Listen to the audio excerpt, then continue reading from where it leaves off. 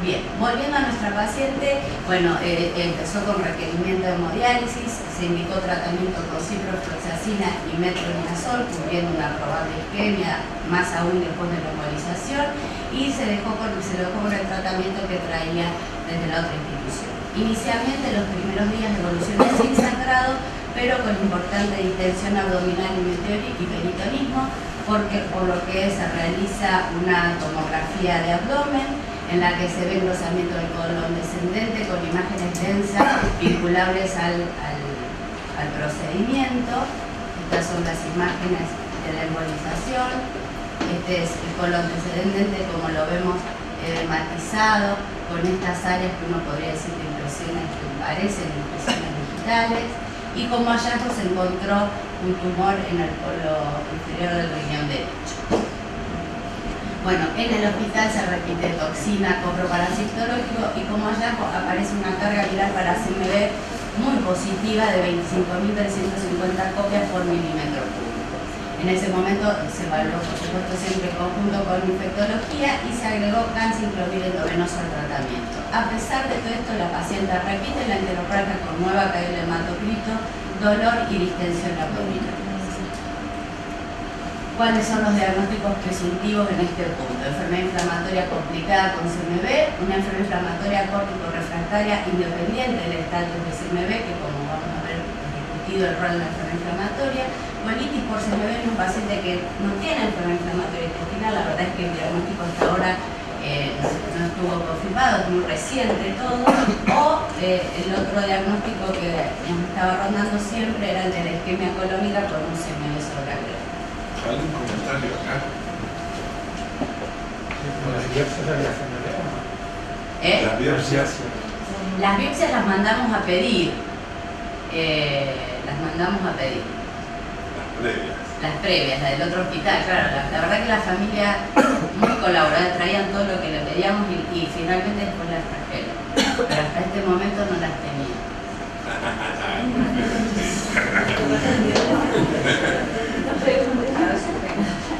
Acá la duda empezó mucho con, además del CMV, esto que es, cómo debutó una persona que hizo de golpe, con sangrado, en realidad con dolor, el diagnóstico de enfermedad inflamatoria está en duda.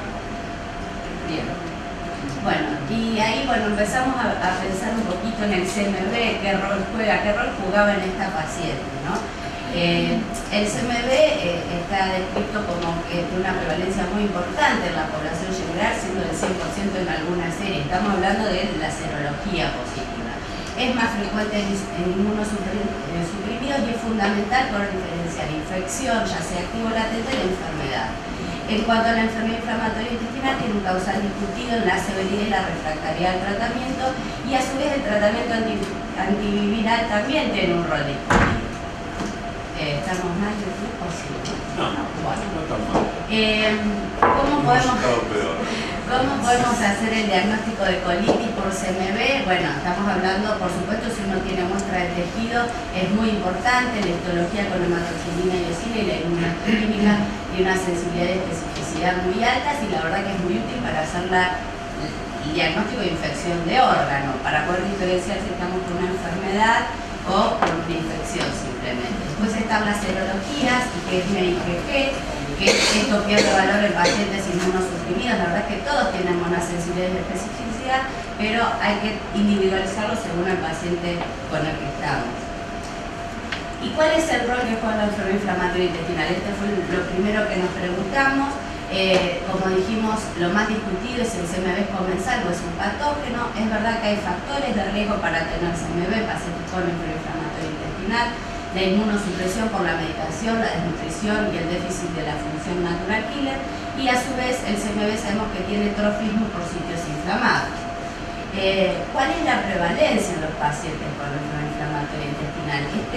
En este estudio se evaluó no solo prevalencia, sino también los factores de riesgo, pero lo que nos pareció interesante fue que la serología por DNA y por IgG fue significativamente mayor, de casi un 80% aproximadamente, en enfermedad inflamatoria intestinal y de un 50-60% en pacientes sanos, digamos. En lo que no hubo diferencia fue en la presencia de IgM. En este caso no se midió la histología, era prevalencia serológica. ¿Qué es lo que ocurre con las biopsias? Bueno, la prevalencia de CMV en las biopsias de colitis córtico refractaria varía de un 3 a un 36%, y si uno puede hacer inmunistoquímica o PCR, aumenta un poco la posibilidad de rédito diagnóstico. ¿Y cuál es el impacto del tratamiento? Bueno, la verdad es que no hay muchos estudios y ninguno compara, digamos, supongo que no es ético a unos tratarlos y otros no, si no sabemos el rol real que juega el CMV. Pero en esta, digamos, revisión, que es de unos años, se vio que los pacientes que fueron tratados tuvieron de todo lo que, por ejemplo, 5 de 6, 3 de 4, 10 de 12, tuvieron una adecuada respuesta que implicó la no colectomía. Como vemos, les dejaran o no la inmunosupresión concomitante, ya sea corticoides, incluso tratamiento biológico, no modificó la evolución para peor, que ese es uno de los mayores miedos. Este estudio, que es un poco más reciente, que fueron 31 pacientes con enfermedad inflamatoria con CMV, algunos los trataron y otros no. Lo que pasa es que el problema de este estudio es que los pacientes que no fueron tratados en realidad eran pacientes que no estaban graves y que se fueron a su casa. Los que estaban severos y se encontró CMV, a ellos sí los trataron, y a pesar de esto vemos que no hubo diferencias con o sin tratamiento. Por lo tanto, no está muy claro qué hacer con el ganciclovir en los pacientes con enfermedad inflamatoria intestinal. La verdad que es imposible diferenciar si es comensal o patógeno, y no sabemos cuál es el costo de no tratarlo. Algunos estudios demuestran o digamos, dicen que hay riesgo de colectomía, incluso de muerte en pacientes que tienen CMV activo. Por lo tanto, la recomendación es iniciar el tratamiento con ganciclovir, pero no suspender los inmunosupresores ni los biológicos. De hecho, hay reportes de pacientes que reciben tratamiento anti-TNF sin siquiera tratarlos con ganciclovir a los pacientes, y mejora la colitis por CMV, desaparece. Con lo cual, la verdad no sabemos muy bien qué hacer. Esta es lo que recomiendan las guías. ¿Y qué pasa si el paciente no tiene enfermedad inflamatoria intestinal, que era algo que a nosotros nos rondaba en la cabeza? La verdad que la bibliografía es más limitada, aún que en la enfermedad inflamatoria intestinal. Al 2005 había 44 casos descritos nada más. En un estudio un poco más reciente lograron reclutar 19 pacientes. La mayoría, como ven, eran añosos con una edad media de 74 años, y todos, digamos, tenían alguna comorbilidad, o eran insuficientes renales, pacientes cardíacos severos. La clínica, como vemos, la enterorragia únicamente es poco frecuente, y en general se presentan con diarrea, ya sea aguda o crónica. Lo que también llama la atención de este estudio es que la colonoscopía no ayuda mucho en pacientes con colitis por CMV. La verdad es que puede haber desde pérdida de patrón vascular hasta úlceras aisladas, rostosas, pero también puede haber pseudomembranas indistinguibles de Clostridium y mucosa denudada indistinguible de colitis isquémica. Así que más leíamos y menos teníamos claro qué podía tener nuestra paciente. Podía tener todo en realidad. También la localización es variable, puede estar afectado recto sigma, solo el lado derecho, hay distribución de múltiples tipos de afectación. La histología tampoco ayuda, lo que por supuesto ayuda es encontrarse en la biopsia. Como conclusiones, puede ocurrir en adultos sin inmunosupresión evidente, aunque lo de la inmunosupresión hay que discutirlo porque la mayoría de los pacientes eran añosos y con comorbilidades. Algunos pacientes pueden desarrollar colitis severas, y es clave una sospecha y búsqueda temprana. Bien, ¿y ahora qué hacemos con nuestra paciente? ¿Con dónde estamos? Y recordemos que la paciente está con un abdomen peritoneal, con enterorragia, inestable hemodinámicamente y con el hallazgo de CMV en sangre, esas copias terráneas. Iniciamos tratamiento biológico, esperamos la respuesta del ganciclovir, nueva arteriografía o cirugía. Corridos por el tiempo. Decidimos operarlo porque el paciente, la verdad, necesitaba le estaba quemando esta médica que, bueno, como ya lo va a decir Carolina, era un factor de riesgo para que le pasara todo esto, que fuera médica. Y bueno, el cirujano, por suerte pudimos hacer abordaje laparoscópico, identificaron parte del colon descendentes y sigmoides. Ellos les impresiona con signos de isquemia, seccionan a nivel del colon transverso y abocan ambos campos. Bueno, esta es la pieza quirúrgica. Como vemos, estas áreas ulceradas profundas con mucosa denudada. Esta es un poco más cerca. Y la anatomía patológica, bueno, fueron 43 centímetros de colon izquierdo con áreas irregulares ulceradas con depósito de fibrina. Se observan células del núcleo grande con inclusión central fusinófila e inclusiones intracitoplasmáticas que corresponden a endotelios capilares o estroma, y en algunos sectores el proceso tiene forma transmural. Los patólogos nos diagnostican proceso inflamatorio ulcerado y ulcerado con hallazgos compatibles con colitis por CMV. Los perseguimos y esto no tiene una enfermedad inflamatoria abajo, no es una isquemia, y ellos era tal el grado de severidad y de necrosis y inflamación aguda que no nos pudieron ayudar a saber si esta paciente tenía una enfermedad de base o no. Bueno, esta es la anatomía patológica, son todas las inclusiones por CMV, el típico, ahí se ve, lleno. Se enloqueció. Bueno, no, esto no viene al caso. No sé qué pasa. A ver, ponete. Ahí está Salvador. Ahí está. Fui yo seguro. No anda la flecha para atrás. A ver,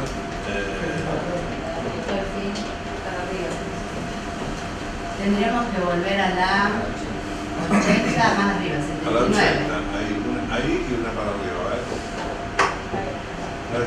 Bueno, ya está. Era eso. Ah, no, ¿cómo terminó el paciente? Si no, qué gracia. Bueno, la paciente por suerte evolucionó bien, le dan de alta con internación domiciliaria, termina el tratamiento con bioral con ganciclovir, se hacen 3 semanas endovenoso, 3 bioral. La carga actual viral es de menos de 300 copias, continúa en hemodiálisis y actualmente está en plan de reconstrucción del tránsito y resección del tumor renal que se le encontró, que impresiona un tumor primitivo, dicho sea de paso. Y No se pasa, terminó. a ver. Ya está, igual terminó, Bueno, lamentablemente tuvimos un poco algunas restricciones del tiempo, Sí. porque tomamos 10 minutos después y nos pidieron que terminemos 10 minutos antes, o sea, son 20 minutos. ¿Dónde está? Acá. Se fueron todos. Bueno, ahí está acá. Pero bueno, yo creo que pasamos Podés seguir unos 5 minutos. 5. A ver, yo quisiera alguna pregunta con respecto a este paciente o algún comentario. Una consulta, la anatomía patológica que presentaron era de la pieza operatoria, Sí. pero pidieron la revisión de las láminas anteriores. ¿En qué concluyó esa revisión de las láminas previas? Encuentran CMV con hematoxilina y eosina, eran muy chiquitas, las muestras tampoco nos sirvió para ver si había algo abajo, pero ya venía con el citomegalo de la otra institución. Me parece que es un caso que ilustra una vez más la complejidad y la dificultad.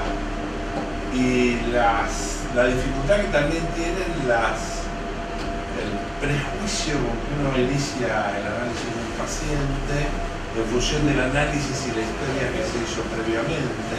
Un paciente a punto de biológico.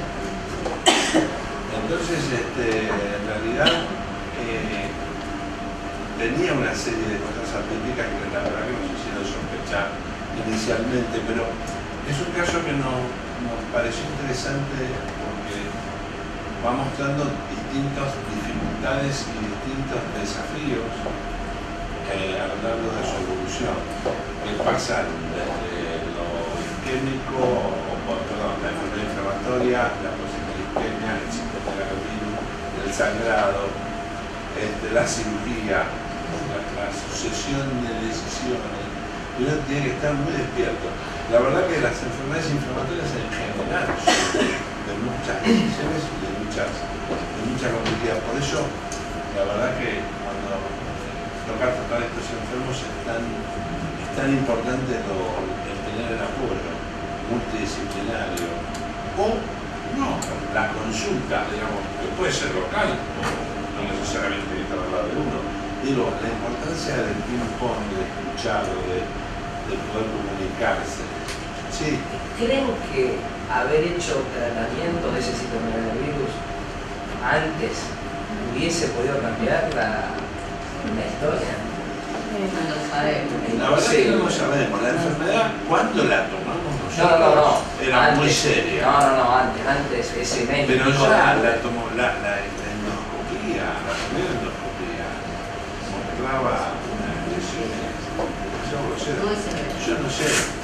De hecho, en ese estudio, que hay muy poco, pero que incluye 19 pacientes nada más, no con enfermedad inflamatoria, 8 fueron a colectomía a pesar del tratamiento con el ciclovir, con lo cual la clínica es como la evolución del paciente es lo que lo va a ir marcando. Tuvimos en la clínica 2 casos de colitis ulcerosa con citomegalovirus y hicimos el tratamiento con una ciclovir y terminaron los 2 en cirugía porque a pesar del tratamiento la evolución fue muy mala y era, digamos, por supuesto de otra historia, ¿no? Pero aún manteniendo el tratamiento de base de la enfermedad inflamatoria. Sí, aún manteniendo el tratamiento de base. Y eso es muy importante, ¿no? Porque nosotros no cambiamos de un diagnóstico al otro, sino que dijimos, bueno, mantenemos el tratamiento y sobre el hicimos el ensayo. Brevemente para no olvidarnos de la genética. Mira, ¿qué va a pasar, amigo? Fíjate, a pesar de todo, esta paciente tiene Crohn o tiene isquemia. Ahora, Crohn es raro porque comenzó a los 46 años y tiene glomerulonefritis. Y glomerulonefritis y Crohn no está descrita, no hay ejemplos. O sea que la evolución, dentro de un año nos costará si es Crohn o es isquemia. Yo voy a por la isquemia. Pero fíjate, ahora aquí si viéramos los estudios genéticos, sería crucial porque si tiene un 2, sabemos que es Crohn y hay que tratarlo. Si no tiene ningún factor genético que va a favor de Crohn, además teníamos que ver la historia familiar y de dónde viene esta mujer, es italiana o es alemana, o sea, o es indígena, eso nos podría ayudar un poquito a pensar más. Sí. Pero entonces lo más importante es, tenemos que anticoagularla si es isquemia o no. Y eso es lo más importante para esta mujer. ¿Ves? Entonces, si es con todos los riesgos de anticoagulación o no. Y por eso aquí es la genética que sería fabulosa, pero todavía no tenemos, así que ahora tenemos que ir con vuestra experiencia y con vuestra observación semana por semana de qué es lo que hay que hacer, ¿no? Y ver si ese tumor también no es la causa de haber hecho una trombosis y que tenga, o sea, todavía está en el aire, pero has hecho un trabajo fenomenal, la manera como lo has escrito y cómo lo has ido presentando, y es un caso que ya hemos discutido aquí 1 hora. Sí. Mientras estaba relatando el caso, era como una película de un caso que yo tuve hace 3 semanas, exactamente igual. Se le dio salida al paciente con aciclovir. Luego de 1 semana de estar en casa, reingresa con dificultad respiratoria, 2 pulmones blancos concretamente. El paciente era renal crónico, pero había sido trasplantado. Estaba inmunosupreso. Y reinició con hemorragia gastrointestinal inferior. Ahora el problema es, había pérdida de respuesta del ganciclovir. ¿Qué hacíamos? En eso pues tuve que viajar a Argentina. No sé qué pasó con el caso, pero probablemente ya me un doctor. Juancho, Sí. una reflexión que me parece, no sé, a lo mejor es muy simple, pero para mí esto da una premisa enorme. Primero para todos nosotros los médicos, que el ser humano, me refiero a los médicos, nos manejamos simplemente con la creencia. Quiere decir que en la medida que vamos actuando, en lugar de decir el paciente tiene tal cosa, uno debiera implícitamente decir, creemos que tiene tal cosa, esta es la historia natural de una creencia de los médicos que solamente al final del tiempo, fíjate, la única verdad médica es aquella que el tiempo no la desvirtúa. Y hasta este momento, el diagnóstico que se tiene, por más que podamos debatir lo que sea, es lo que vos mostraste en el diapositivo final. Y lo demás es especulativo, podrá haber estudios genéticos o lo que sea, pero la última, la verdad, la última, ¿no? Porque el tiempo no desvirtúa. Hemos tenido un rato, a mí me encantó, les agradezco a los expositores. Pasamos por cosas muy variadas, sumamente variadas diría, pero me parece que con la fascinación que da desde poder partir de la genética al medio ambiente a que la capacidad predictora de un gen probablemente no sea lo mismo puesto en un ambiente de Latinoamérica que en un ambiente europeo. Y hay mucho para estudiar, porque seguramente los hallazgos no son trasladables de un lugar a otro, pero hay que estudiarlos acá. Y esto pasa por la cabeza de la gente y por los miedos y por la cultura, y si alguien puede creer que le puede dar una barriga y puede tener una enfermedad grave si le duele, a una enfermedad biológica, violenta, que termina con una robotomía en pocos días. Bueno, hicimos un viaje, sí, claro. Pero yo les agradezco mucho a todos y a los oradores excelentes.